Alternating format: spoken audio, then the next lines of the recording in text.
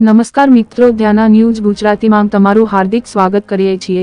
દર્શક મિત્રો, અમારી યુટ્યુબ ચેનલને સબસ્ક્રાઇબ કરવા અને વિડીયોને લિંકને શેર કરવા માટે નમ્ર વિનંતી કરીએ છીએ। નમસ્કાર દર્શક મિત્રો, ગુજરાતમાં પરસોત્તમ રૂપાલાના વિવાદમાં ટિકટોક સ્ટાર અને સોશિયલ મીડિયા સ્ટાર કીર્તિ પટેલે પદ્મિની બા વાળા ઉપર સવાલો ઉઠાવ્યા હતા। તેમાં કીર્તિ પટેલે ઘણા સવાલો કહ્યા હતા। હાલ આ વિડીયો સોશિયલ મીડિયામાં ખૂબ જ વાયરલ થઈ રહ્યો છે। તો સાંભળો કીર્તિ પટેલે પદ્મિની બા વાળા વિશે શું કહ્યું, જુઓ વિડીયો। ઓ પદ્મની બેન, મારો સવાલ આજે તમને છે કે પહેલા તમે એમ કહો કે તમારે કરવું છે શું? કેમ કે આજે ક્ષત્રિય સમાજના 92 સંકલન સમિતિએ તમને ખુલ્લેઆમ સપોર્ટ કર્યો, મહાસંમેલન કર્યું, છતાં પણ તમને 92 સંકલન સમિતિ પરથી આજે ભરોસો ઉડી ગયો અને તમારા મનમાં ઘણા બધા વિચારો આવી ગયા કે આ લોકો આમ કરી દીધું, ભળી ગયા, મને એકલી મૂકી દીધી। તો બેન, પેલા તમારે શું કરવું છે ને વિચારી લ્યો। અને માણસ માત્ર ભૂલને પાત્ર હોય, હંમેશા માણસથી જ ભૂલ થાય। રૂપાલા સાહેબના શબ્દોની ભૂલ છે, માણસ ખરાબ નથી। આજે રૂપાલા સાહેબે એમની આટલી જિંદગી સેવામાં જ નાખી દીધી, સેવા જ કરી છે, એ પણ 18 વરણને જોડે રાખીને। ક્યારે પણ એમને પક્ષપાત નથી કર્યો કે પટેલનું સારું છે, પણ એમને 18 વરણનું સારું કર્યું છે। તો આજે કોઈ પણ માણસ એક ભૂલ કરે ને તો એના 7 કામને વખાણવા પડે, એક ભૂલને ના જોવાની હોય।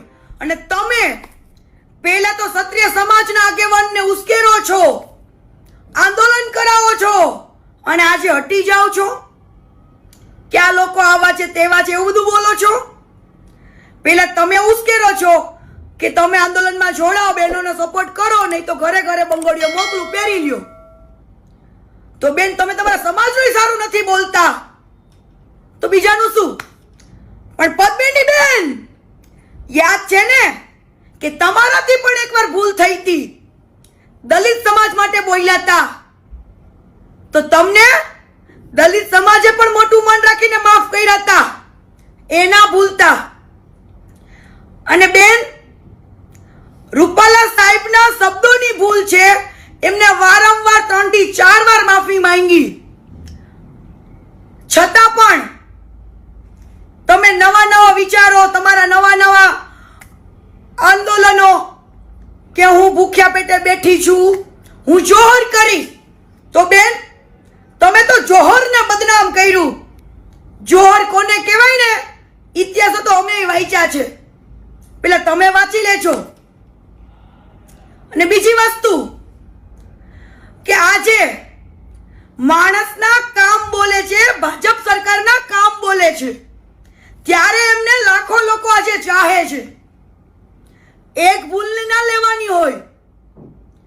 અને મારી પાસે એક વિડિયોનું પ્રૂફ છે, એની અંદર એવું બોલે છે કે અમે આલુ મવાલીની દીકરીઓ નથી, અમે આલુ મવાલીની બાયડીઓ નથી। તો શું બીજા બધા સમાજના આલુ મવાલી છે?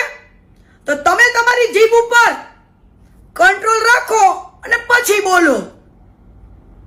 આજે ક્ષત્રિય સમાજે આટલું બધું હેલ્પ કરવાથી તમે એમને શું આપ્યું?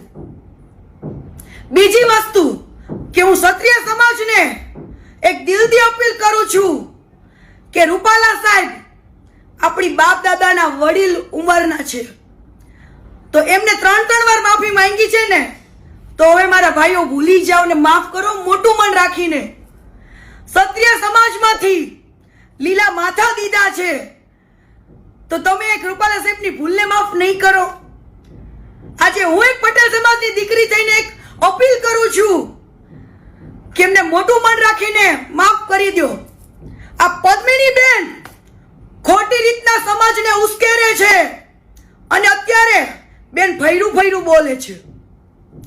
એટલે બેનને પૂછો કે તમારે શું કરવું છે? ચૂંટણી લડવી છે?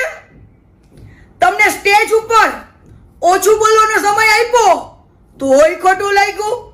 ત્યારે તમે એવા રેકોર્ડિંગ બહાર પાડો છો કે આજે આ ગાંધીનગર બધા મળવા ગયા તો બધા ભળી ગયા, આમ થઈ ગયું, તેમ થઈ ગયું. તમને તમારા સમાજ ઉપર ભરોસો નથી. બીજી વસ્તુ, તમે એમ બોલો છો કે સાફા બાંધીને આ લોકો આટા મારે છે, ફાકા ફોજદારી કરે છે. કેમ? તમારા ભાઈઓ ઉપર તમને ભરોસો નથી? અને બીજી વસ્તુ બેન, પદ્મિની બેન, તમારું જાણવું હોય ને તો મને રૂબરૂ મળજો. તમે કેટલા ખોટા કેસમાં કેટલાને ફસાવ્યા છે ને એ બધી ડિટેલ મારી પાસે છે. ને રૂપાલા સાહેબને મોટું મન રાખીને હું ક્ષત્રિય સમાજને અપીલ કરું છું કે એમને માફ કરી દો, મોટું મન રાખીને, અને સાથ આપો, સહકાર આપો. એ આપણા બાપ દાદાની ઉંમરના એક વડીલ છે. અત્યારે સાથની જરૂર છે. અને આ વ્યક્તિ લોકોને ઉશ્કેરે છે, ખોટી રીતના અવળા રસ્તે લઈ જાય છે. પટેલ સમાજને, ક્ષત્રિય સમાજને ઝઘડા કરાય એવું કરે છે. પણ ભાઈઓ, આપણે એવું નથી કરવું. જોડે મળીને સાથ આપીએ અને મોટું મન રાખીને માફ કરી દો મારા ભાઈઓ. જય માતાજી.